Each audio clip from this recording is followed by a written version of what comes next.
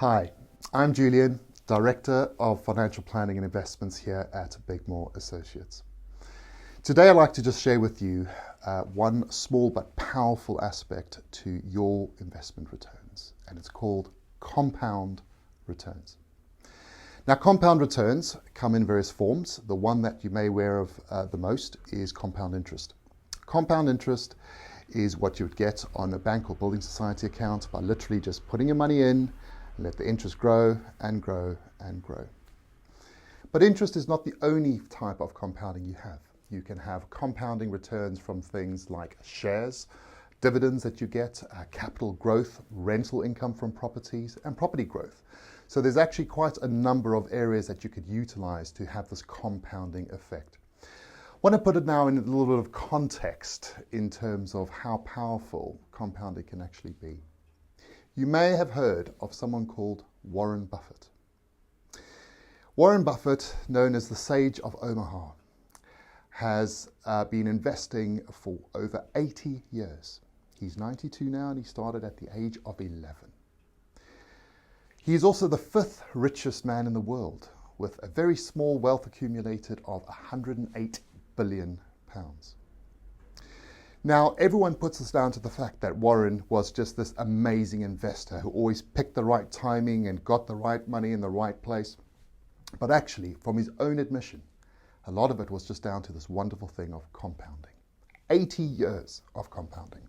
With that in mind, when we look at his position, if he had started investing just 20 years later, which is a lot of us is when we perhaps started or even started thinking about it, today he would only be worth a fraction of what he's actually worth.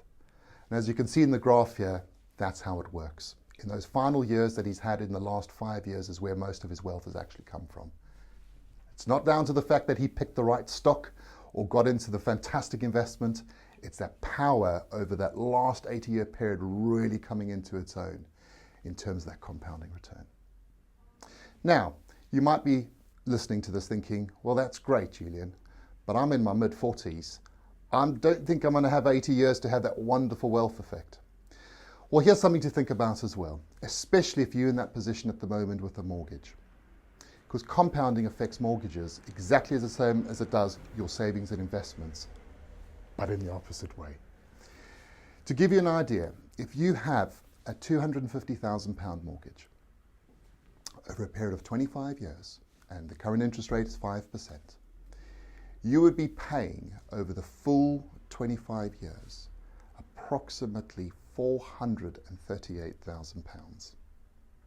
That's on a £250,000 mortgage. But there is some good news. If you decided to pay just an extra £250 a month, so £3,000 a year extra on top of your mortgage, and assuming the rates were the same, you would actually get that mortgage paid off in 18 years and cost you just £380,000. So now we know the absolute value of compounding returns. But let's break it down from a practical aspect. As you can see, getting those kind of compound returns does take time. So it's really important that your portfolio and your savings are invested appropriately, that are really diversified in a way that reduces the risk of you necessarily having to take certain parts of your portfolio out at the wrong time. Because if you do that, unfortunately, you lose all those benefits that we can see what compounding returns actually brings to you. At Bigmore Associates, our passion is to help clients navigate a future that no one knows, but to make sure that you are setting yourself up with your portfolio, with your savings and with your investments to ensure that you're giving yourself the best opportunity to benefit from that compounding return. I'm Julian at Bigmore Associates. Thank you for your time.